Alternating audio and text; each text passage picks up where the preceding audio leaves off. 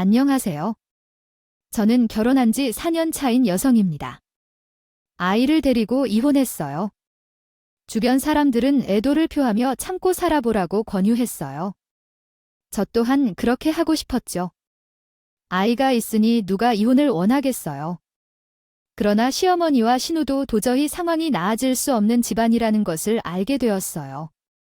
또한 남편까지 마음을 주고 살고 있으니 함께 살면서는 분위기가 쇠해지며 더 큰 문제가 발생할 것으로 예상됐어요. 그래서 제 마흔이 되기 전에 남편을 제 인생에서 지웠어요. 돈을 벌지 못했다면 지금도 남편의 변덕에 따라 살고 있을지도 몰라요. 그러나 저는 결혼하기 전부터 사업을 하고 있었고 생각보다 잘 되어 돈 때문에 이혼을 선택하는 이유는 없었어요. 어렸을 때부터 강아지를 키우며 시작한 사업이었죠. 정말 좋아했었거든요. 근데 친정 부모님이 동물을 싫어하셔서 키우지 못했어요. 또한 저도 비염이 있어서 성인이 되어도 키울 수가 없었죠. 그래서 사업을 시작하거나 애견 용품샵을 운영하게 되었습니다.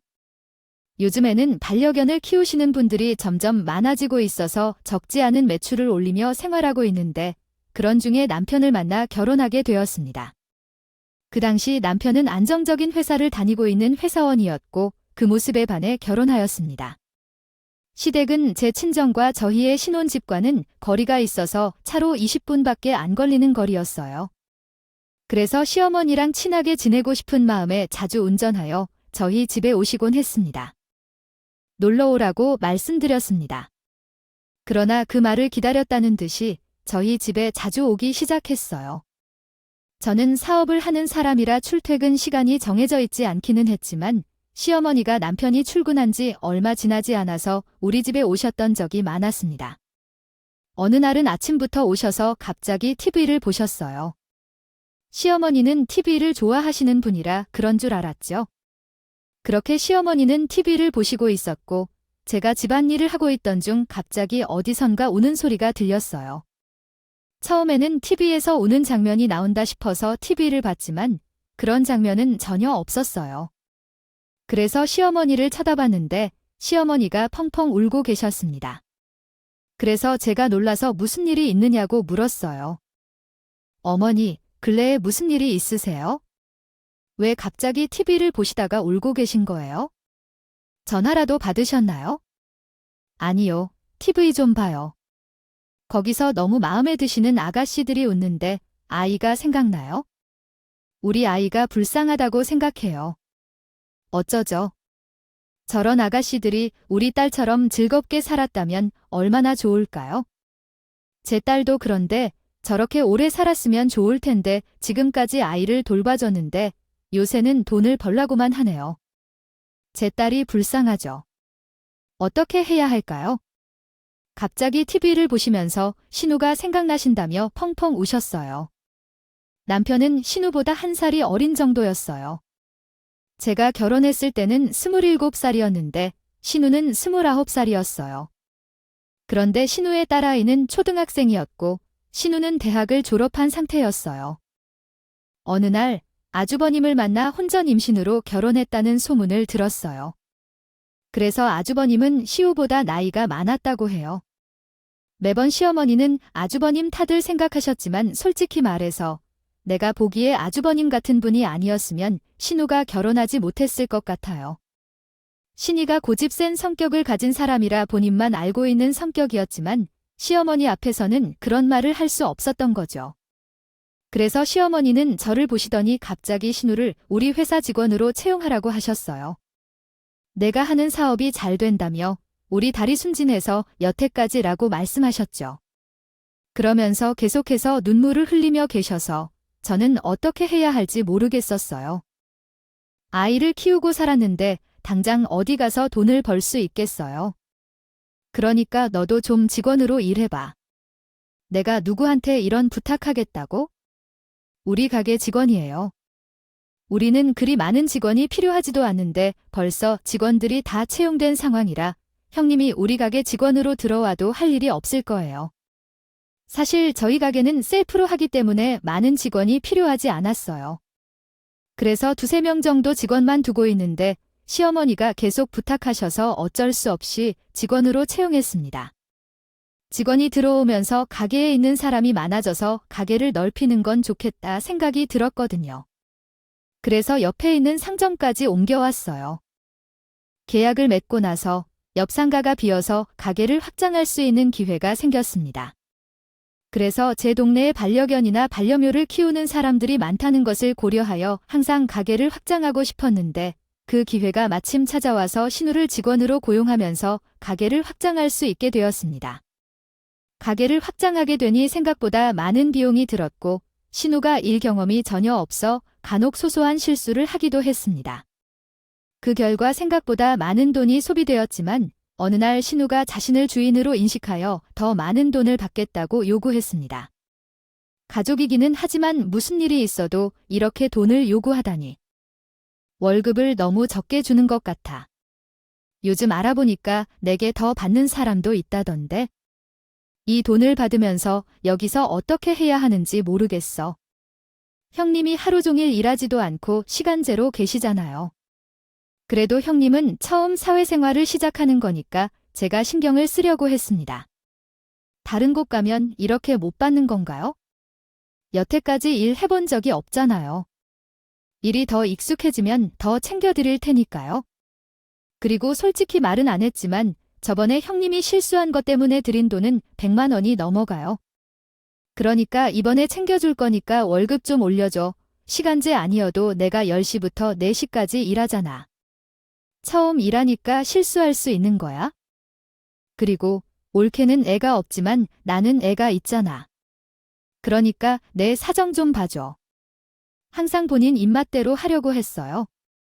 근데 괜히 신우이만 맞춰줬다가 다른 직원들이 불만을 가질 수 있으니 신우한테 그건 안 된다고 말씀드렸어요. 그러니 신우이가 이한테 말을 했나 봐요. 시어머니가 저한테 전화를 했습니다. 그리고는 신우이 얘기를 꺼내시더라고요. 우리 딸이 그러는데 너 월급을 적게 준다고 하던데 그게 사실이니? 다른 것도 아니고 돈 적게 주면 얼마나 서러운데 나이 어린 직원들 사이에서 우리 딸이 일하기 얼마나 힘들겠어? 그러니까 내가 좀 챙겨주고 그래라. 어머니 월급을 적게 주다뇨. 사실 형님이 일을 해본 것도 있어요. 아니에요. 하루 종일 일하는 것도 아니고 거의 하루 종일 일하는 알바처럼 챙겨주시는데 심지어는 알바생보다 더 많이 받으신다. 우리 막내 직원도 형님보다 못 받아요. 그래도 신인인데 왜 그렇게 직원처럼 대접 안 하고 얘가 어린 나이를 나서 잘 몰라서 그래 그러니까 내가 차근차근 알려주면 똑똑해서 잘 알아들 것이고 그리고 이왕 돈 벌러 나가는데 좀 챙겨주시면서 일을 시키시면 되잖아. 얘도 보고 남편 눈치도 보며 일하고 있는 애잖아. 그러니까 내가 좀 이해해줬으면 좋겠어. 시어머니는 신우의 편이 되라고 손 형님한테 더 챙겨달라고 하셨어. 근데 시어머니한테 말하니까 얘를 보면서 돈도 버는 신우이가 안쓰러운 마음이 실제론 들더니 해줄 수 있는 만큼 해주자는 생각이 들었습니다. 어차피 신우를 직원으로 채용했는데 챙겨줄 건 화끈하게 챙겨주자는 생각이 들었어요. 그래서 월급도 50만 원이나 더 올려주니 그대로는 신우도 더 많은 돈을 요구하는 말도 없이 시어머니도 따로 전화도 없이 저에게 연락을 하지 않아서 괜찮겠지 생각하며 살고 있었죠. 그러나 3달 전에 시어머니가 신우를 직원으로 고용해 달라는 말을 한 뒤에 또한 집에 찾아오셨어요. 오랜만에 쉬는 날이라 편히 있는데 갑자기 시어머니가 찾아오셔서 놀랐지만 분명히 집에 있는데 문을 안 열어줄 수가 없기에 문을 열어주었습니다. 연락 없이 막연히 오시는 것에는 좀 당황스럽더라도요. 시어머니께서 우리 집에 들어와서 거실에 앉아 TV를 보셨습니다. 그런데 이번에도 TV를 보시며 혼자 펑펑 우셨다고요. 이번에는 뭐라고 하셨는지 아세요? 저 편이 하다고 하더라고요. 우리 아들도 저렇게 힘들게 일하는데 회사에서 알아주지도 않고 같이 일하는 사람들은 우리 아들이 일을 잘하니 괴롭히거나 하고 있는데 그 얘기를 듣는데 아주 마음이 아파요. 우리 아들도 저렇게 잘했다고 격려해주면 훨씬 더 잘할 텐데요. 그게 무슨 말씀이세요? 제 남편이 회사에서 괴롭힘을 당하고 있다고 시어머니가 얘기하셨는데요. 저는 한 번도 그런 얘기를 들어본 적이 없는데 저희 남편이 회사에서 괴롭힘을 당하고 있어서 힘들어한다는 말씀을 하시는 건가요?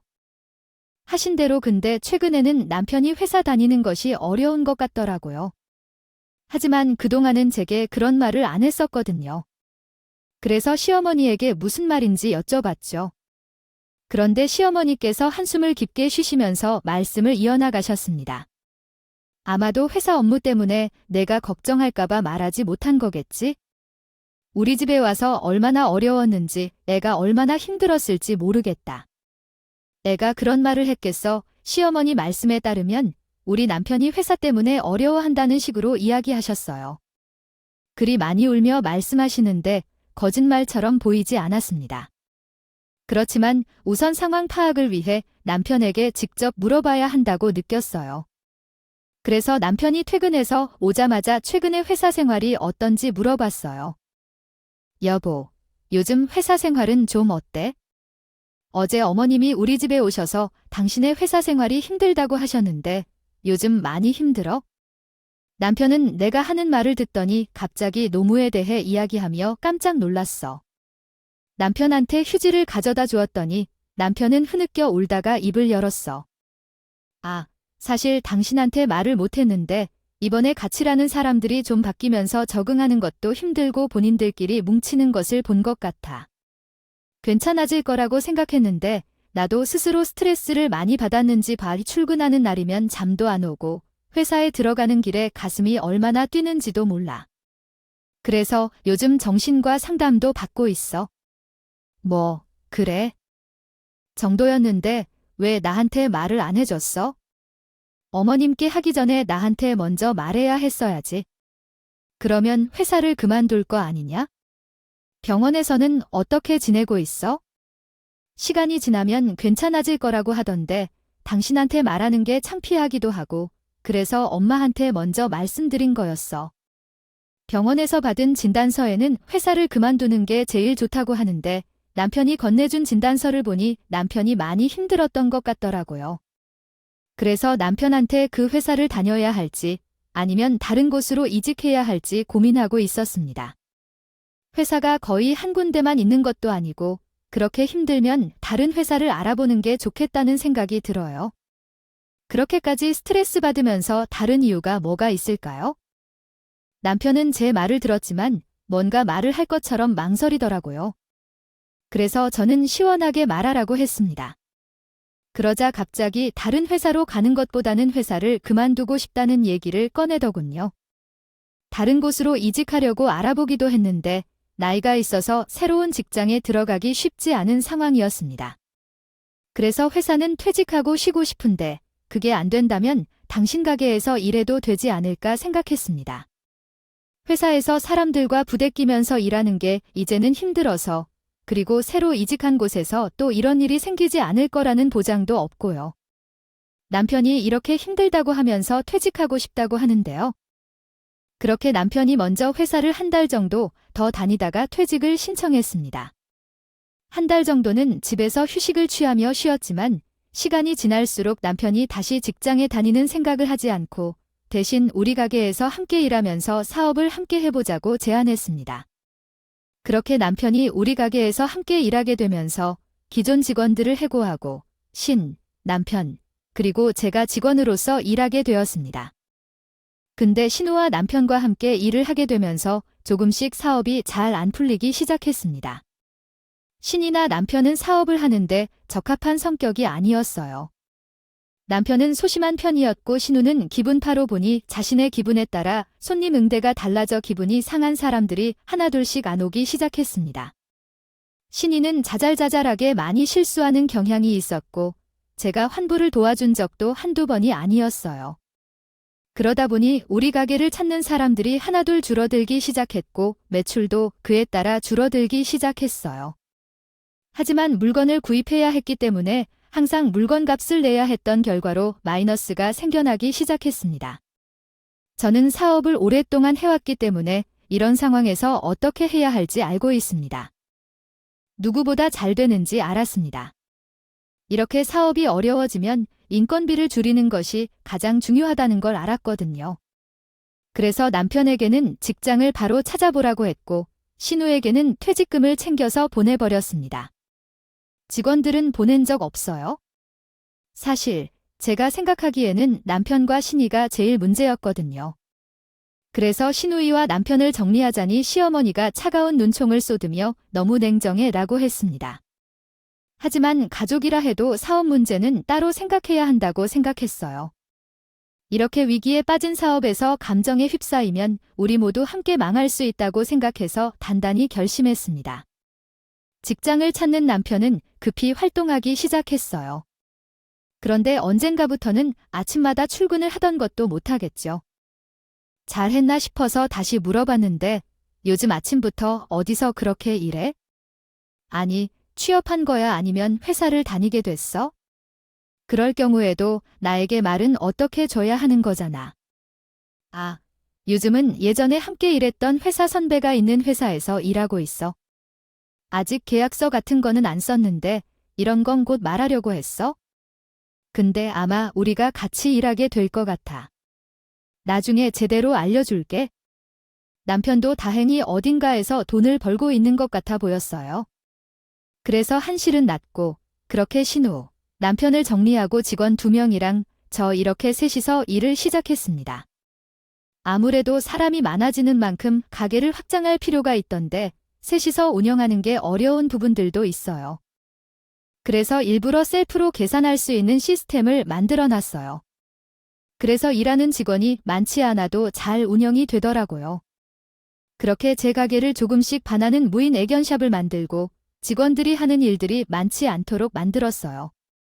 문제를 일으켰던 남편과 신우가 없으니 조금씩 제 가게를 찾아오는 사람이 많아지면서 다시 회복세를 보이기 시작했습니다. 그렇게 다시 안정화가 되나 싶었는데 시어머니가 또 저희 집에 찾아와서는 또 거실에 앉아 TV를 보며 펑펑 울기 시작했습니다. 또 왜 이러시나 싶었는데 시어머니가 갑자기 신세한탄을 하기 시작하셨어요. 가만 보면 내가 우리 집에서 제일 불쌍한 것 같아. 저기 TV 속에 있는 것. 할머니들은 나보다 더 나이가 많은데도 저는 그들이 유럽 여행을 다니며 행복하게 사는 것을 보며 부러웠습니다. 그러나 자식들이 내가 가진 돈까지 가져갔기 때문에 이제는 돈도 없고 말년에 고생할 것 같습니다. 언제쯤 나도 그들처럼 여행을 하면서 살 수 있을까 궁금해졌습니다. 시어머니는 갑자기 자신이 불쌍하다고 말하면서 이야기를 꺼냈는데 이런 상황이 이상하다고 생각했습니다. 자식들이 돈을 다 가져갔다는데 남편에게는 전혀 언급하지 못한 채 시어머니에게 어떻게 되었는지 물어봤습니다. 시어머니는 자식 둘이 돈을 가져갔다고 하면서 우리 남편이 시어머니의 돈을 가져갔다고 했습니다. 그 이유는 거의도 돈이 필요한 때가 있다고 했습니다.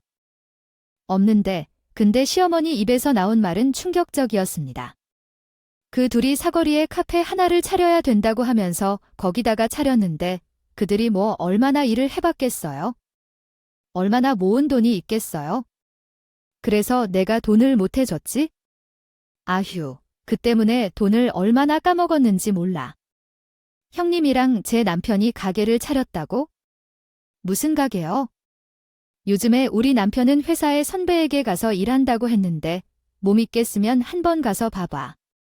거기 사거리는 차 것도 없고 위치가 애매해서 내가 별로라고 생각했는데 둘이서 저렴한 것이라고 하면서 덜컥 결정을 했더라고. 다들 애들 시집 보내면 편하게 산다고 하는데 나는 자식들이 결혼했어도 신경 쓰는 게 너무 많아 휴는의 팔자가 왜 이렇게 안 좋은지 시어머니는 계속 돈이 많이 들어갔다는 말을 하시면서 한탄하셨어요. 제가 손해가 얼마나 될지 물어봤죠. 저는 남편이랑 시누이 두 분 모두 일을 함께 하려고 했는데요. 근데 둘이서 일도 제대로 안 하는 것 같고 손님 응대도 제대로 못했었어요. 그래서 속으로 둘 다 사업하기에는 안 되는 사람들이라고 생각했어요. 그러나 두 분이 가게를 차렸다고 하더라고요. 그래서 순차적으로 걱정이 생겼어요. 시어머니에게 거기에 들어간 돈이 얼마나 되는지 물어봤어요. 우리 남편도 그렇지만 형님도 사업하기에는 스타일이 아니지만 매출이 있기는 해요. 손해는 어느 정도일까요? 거기에 들어간 돈이 총 얼마나 됐는지 알고 싶어요. 얼마나 들었는지 시어머니한테 물었더니 달러 쌓인 돈 표현이 얼마더냐고 물었는데 시어머니가 갑자기 입 다물더라고요. 그래서 직접 남편과 함께 종사하고 있는 가게를 찾아갔습니다. 그런데 그 가게 스타일이 저희 집 가게랑 똑같더라고요. 아무래도 둘이 고민을 나눴을 때 배우지 않았을까 싶더라고요. 가게 운영은 이제 충분히 할 수 있을 거라 파악했습니다. 그러나 어떤 일이든지 가게를 운영한다면 열심히 관리해야 하니까요. 사람들이 많이 찾는 곳인지, 주차할 공간이 충분한지, 또 만약 요리가 늦어진다면 어떻게 대처할 것인지 같은 사항들을 확인해야 할 거라고 생각했어요. 그래서 남편과 신우와 이야기를 해서 결정해야겠죠. 그것도 제대로 알아보지 않고 다른 상가에 비해 저렴한 편인 거였다. 하지만 위치를 잘못 잡았기 때문에 매출이 올라오지 않았어요. 예전에 가게를 확장할 때 사람들이 많아진 것이 떠오르더니 남편은 어떻게든 가게를 살려보겠다며 빚을 무리하게 짜면서 확장 공사를 진행했습니다. 그러나 이번에도 문제는 신우였어요. 신우는 제보다 2살밖에 안 많은데 지나치게 열심히 일하다 보니 손님들에 대하는 태도가 문제가 되었죠. 남편이 정신이 번쩍 안 되겠다며 제게 도움을 요청했습니다. 그렇게 남편의 가게를 도와주면서 먼저 정리하였더니 신우가 난리를 일으키지 않았어요. 치더라고요. 내가 여기서 한 게 얼마나 많은데 왜 나한테 가게를 그만두라고 하냐고? 난리야. 그럴 거면 퇴직금을 2배로 줘야 해. 그게 아니면 나가지 않아. 지금 형님이 때문에 이 지경이 되어가는 거 안 보이세요? 솔직히 형님이 이렇게 말하지 않아도 먼저 그만둔다고 하셔야죠. 지금 형님 푸념 못 떨어져요. 그리고 지금 가게가 망하게 생겼는데 어떻게 퇴직금을 2배 주는 거에 신경을 쓰세요?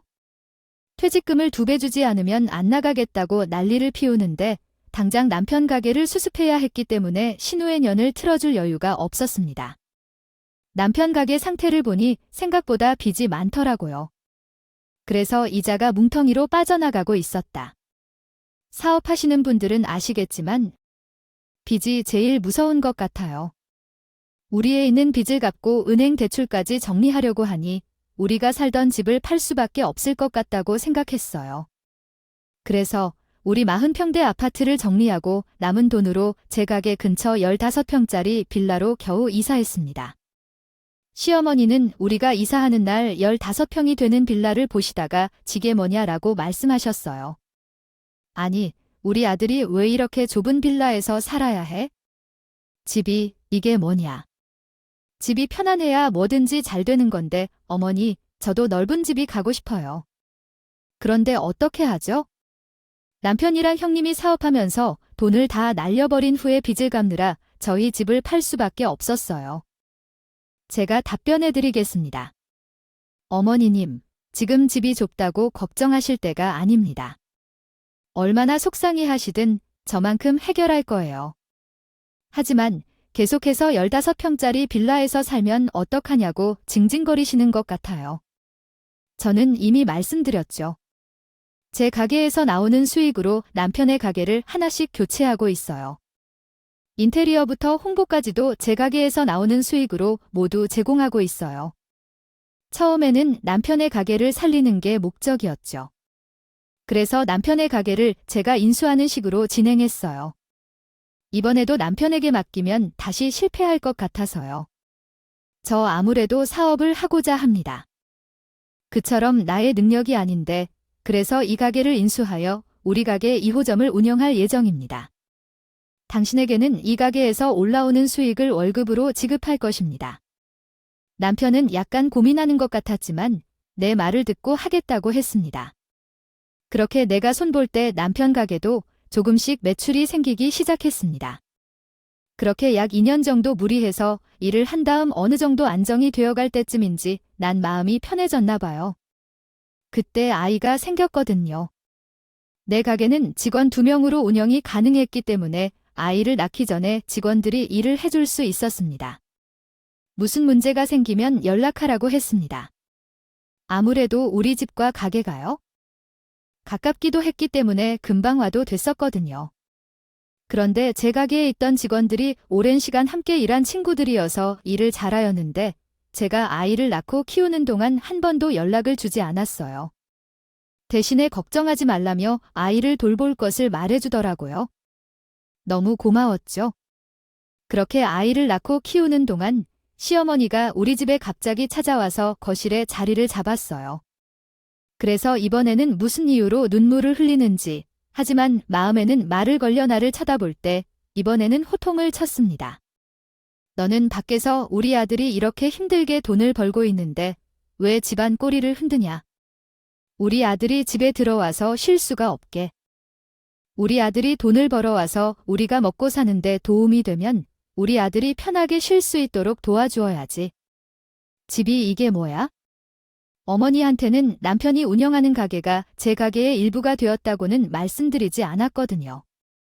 그러니 남편의 가게가 잘 되는 것은 곧 수익이 많아지는 거였는데요. 시어머니는 당신 아들 가게가 잘 된다고 생각해서 저에게 호통을 쳤던 거였습니다. 심지어 남편이 가게를 말아먹었을 때도 내가 그렇게 도와줬는데 갑자기 이렇게 태도가 변할 수 있는지 너무 당황스러워서 말이 막히더라고요. 시어머니는 제가 아무 말 안 하고 있으니 더 자신감이 생기셨나 봐요. 그대로 2, 3일에 한 번씩 저희를 집으로 방문하셔서는 제 집안을 뒤져놓으셨습니다. 그러나 예전에 신우를 해고한 일에 대해 응언이 있으셨는지 하루는 제게 제 가게가 어떻게 되었는지 물어보셨어요. 너도 하고 있다던 그 가게는 지금 누가 관리하고 있냐며, 가게 수익은 좀 나오냐며, 제 가게는 원래 있던 직원들이 보살펴주고 있었어요. 제 가게는 사람이 많이 있지 않아도 돼서 생각보다 잘 돌아가고 있는 중이에요. 그렇게 시어머니는 제 가게에 대해 이것저것 물어보시고는 휙가버리셨습니다. 그러나 그 다음 날 신우를 데려오셔서 신우에게 제 가게를 맡기라고 하셨어요. 너도 어차피 버려서 가게에 나가고 있지 않으니 우리 아들이 도와주게 하거나 우리 딸이라도 다시 가게에 나가게 하는 것이 좋겠다고 하셨어요. 저는 예전에 당신이 가게에서도 일해본 적이 있었잖아. 그래서 괜히 모르는 사람에게 월급을 주는 것보다는 우리 딸이 일하는 게 더 낫다고 생각해. 어머니, 우리 가게에 있는 직원들은 다 오래 다니시는 분들이야. 더 이상 교육할 필요가 없어요. 그런데 만약 형님이 오시면 교육을 다시 시켜야 하는 상황이 생기고 지금은 직원이 더 필요하지 않아서 굳이 형님을 가게에 데리고 오실 필요는 없어요. 당신은 집에서만 논다고 생각하지만 가게 상황은 어떻게 알아요? 원래 상조하는 사람이 없으면 가게가 망할 수밖에 없어요. 이 상황은 내 아들과 다 의논한 상황이니까 이렇게 하려고 온 거예요. 우리 딸은 내일부터 출근시킬 테니까요. 이 사정을 이해해 주시길 바랍니다. 현 시어머니는 남편과 이야기 중이신 것으로 알고 있어요. 신우가 제 가게에 출근시킬 것이라는데 그에게 나가라고 말했어요. 저도 월급을 주지 못한다고 말했습니다. 지금 제 가게에는 직원이 필요하지 않은데 그렇게 무작정 와서 일하겠다고 하면 월급을 주지 못하겠죠. 조용히 듣고 있던 신이가 월급을 주지 못한다는 말에 갑작스럽게 나에게 소리를 지르더니 너는 지금 편하게 애들이랑 놀고 있는데 말이 되냐? 내 동생은 혼자서 처자식을 먹이려고 뼈 빠지게 일하고 있는 걸 몰라? 당장 야간 일을 해서 돈을 벌어와야 하는 판에 내 동생을 고생시킨다. 그리고 내 동생이 사장이 되어 내 가게를 맡길 것을 당신에게 부탁하는데 당신은 무슨... 상황은 이해가 갑자기 어려워질 수 있습니다. 가능하다면 두세 문장으로 나누어서 번역을 요청해 주실 수 있을까요? 굳이 예에 차릴 필요가 없잖아요. 그래서 신이한테 직원 교육을 잘못 시킨 것 같다고 얘기했어요. 근데 신이가 콧방귀를 뀌면서 말도 안 되는 소리라고 하더라고요. 직원 교육 아니면 직원은 옳지 그니까 얼른 그 은혜가 저번에 올케 때문에 가게에서 잘리고 고생한 거 생각하면 우리 통이 터져. 그때 올케가 동생 가게에서 일하고 있는 나를 잘라버리는 바람에 내가 얼마나 고생한 줄 알아? 내가 그때 처음으로 마트에서 일도 해보거나 심지어 배달 일까지 했었어. 이게 다 내가 나 자른 것 때문에 그런 거잖아. 너 때문에 나만 고생했어 네. 그게 왜 제 탓이에요? 그리고 형님 때문에 저희 집 줄여서 이사한 거 안 보이세요? 몇 억을 날렸는지 알아 하시는 말씀이세요? 동생에게 말은 된 것 같고 동생도 그렇게 할 생각이기 때문에 올케도 그렇게 알고 있어. 나 내일부터 올케의 가게로 출근할 거야. 신이는 제 말을 듣지 않고 계속 제가 사장이라고 하더니 남편은 제 직원이라고 얘기했습니다.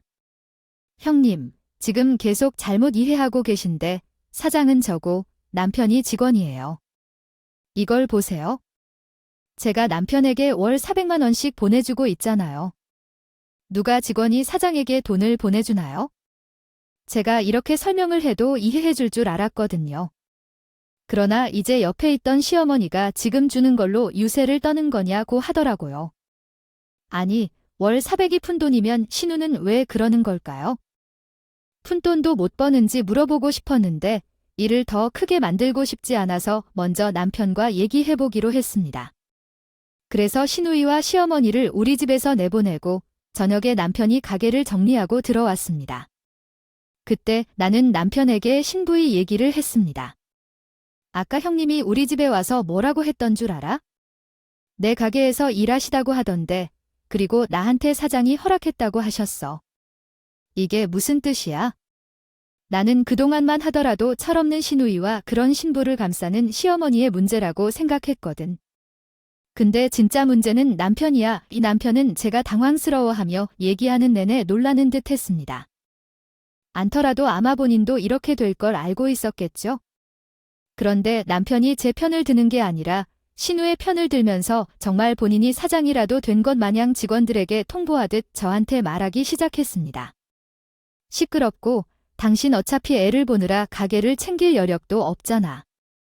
그래서 내가 우리 누나에게 당신 가게 가라고 했어요.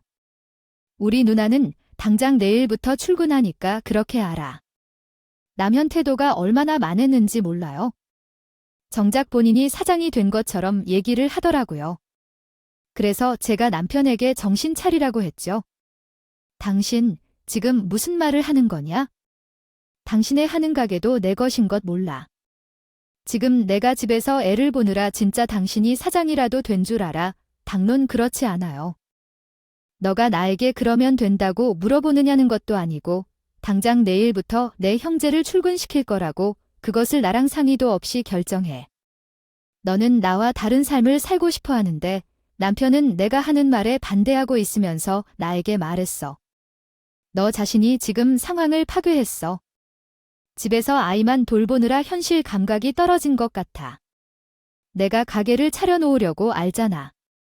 지금까지 내가 낳은 당신이 이제 뭘 할 거냐고 현실을 제대로 파악하고 앞으로 생각하며 내 집에 숨으며 살아. 예전에 당신이 여자였다고 그리고 지금까지 낳은 당신이 나한테 가게를 두는 것을 볼 수 있을 것 같아. 뭐, 현실을 파악해야 하는 것은 나가 아니라 당신이 해야 될 것 같아. 나는 시어머니와 형님들이 이상하게 생각하는 줄 알았는데 당신이 문제였네. 그리고 나는 방으로 들어갔다. 서류 가방을 가지고 나왔습니다. 예전에 남편의 사업이 어려워지면서 우리 집까지 팔아가며 빚을 갚았을 때 남편이 관리하던 가게를 제 명의로 돌렸어요. 아무래도 돈 관리를 한 번에 해야 얼마가 어디에서 나가는지를 확실히 파악할 수 있어서 남편의 가게뿐만 아니라 이사했던 15평 빌라까지 제 명의로 돌렸습니다. 그러나 남편은 서류를 다 썼음에도 불구하고 이제 제가 애를 쓰게 될 거라 생각하는 것 같아요. 실질적으로 남편이 가게에 나가서 일을 하고 본인이 사장이라고 생각하는 것 같아요. 그러나 무엇이든 서류가 제일 중요한데 남편은 제가 가지고 나온 서류를 보더니 그게 왜 중요한지 모른다는 식으로 말을 했어요. 하다 보니 종이 조각이 얼마나 중요한지 얘기를 했습니다. 어차피 제가 가게를 운영하고 있는데 남편에게 이 종이 조각이 얼마나 중요한지 알려주겠다고 했어요. 즉시 제가 제 등을 돌리고 나가면서 이혼을 준비하라고 말했습니다. 이혼 얘기가 나왔을 때 남편이 상황을 이해하고 미안하다고 해줄 줄 알았는데 대신에 남편은 이혼이 무슨 얘긴지 물었습니다. 그리고는 코를 꼬시며 몸을 일으키고 자러 갔습니다. 저는 그냥 숨을 쉬지 않고 이혼 절차에 필요한 서류를 인터넷으로 검색했습니다. 아침이 밝아가는데 남편이 출근을 하러 나가자 변호사에게 이혼 상담을 받으러 갔습니다. 그리고 남편은 제 집에서는 호전적이지 않고 더욱 위기에 처한 모습이었습니다. 쫓아버렸습니다. 그 지경이 되니 남편이 울면서 저한테 잘못했다고 더라고요. 내가 당신에게 두 개를 맡으면서 당신이 나한테 사장님 하니까 내가 어떻게 되었나 봐. 그리고 엄마랑 누나가 어차피 당신이 애와 집에만 있어야 되니까 가게는 어차피 내 거라고 하니까. 그런데 내가 진짜 어떻게 되었나 봐에 제발 한 번만 용서해줘. 우리 애도 있는데 이렇게 이혼하는 게 말이 돼? 저번에 내가 종이 쪼가리가 얼마나 무서운지 보여주겠다고 했잖아. 그리고 당신도 아시다시피 나 장사 1년, 2년 해본 거 아니에요? 그렇게 오랜 기간 가게를 하면서 어떻게 여기까지 왔는지 알아? 그건 다 직원을 잘 뽑았어야 했어? 당신 보니까 우리 애 아빠 노릇도 제대로 못할 것 같네요. 그래서 내가 이혼을 하자고 제안한 것은 그냥 한 말이었을 뿐이야. 너도 확신 없이 말한 줄 알았어. 내가 잘못이었어? 이렇게 무릎 꿇고 부탁하게 돼서 미안해. 저희가 한 번 떠나면 끝이에요. 일할 때 문제가 있으면 바로 해결하는 스타일이었어. 그래서 남편도 한 번에 이혼을 처리했어. 근데 이 소식을 듣고 시어머니와 시누이가 집에 찾아와서 매우 과하지 않냐고 했어. 너가 아들에게 이혼을 제안했는데 지금 와서 무슨 이혼이냐? 그리고 너는 우리 아들을 보고 집을 나가라고 했다면서 여태까지 아들이 한 일이 있는데 갑자기 나가라고 하는 것이 말이 되니 맞아. 아니, 그럼 나는 당장 어디서 일하라고 올지 너무 무책임한 거 아니야? 내 동생이랑 이혼하는 건 그들의 문제이고 나는 올가게에서 일하기로 했잖아. 이전에는 제가 며느리와 손아래 사람이었으니 소리 한 번 안 했지만 이제는 어차피 남편이랑 이혼할 거면 시어머니나 우이나 누구도 이 일을 제기할 수 없잖아요. 그래서 저도 더는 참지 않았습니다. 네, 제가 이혼하자고 했어요. 어머님, 아들이 제 가게에서 사장으로 행세를 하더라고요. 뭐가 못 살거든요. 그래서 제가 이혼하자고 했어요. 그리고 여태까지 남편이 뭐 한 게 있어요? 남편이랑 형님이랑 저를 몰래 가게를 시작해서 망하기 직전까지.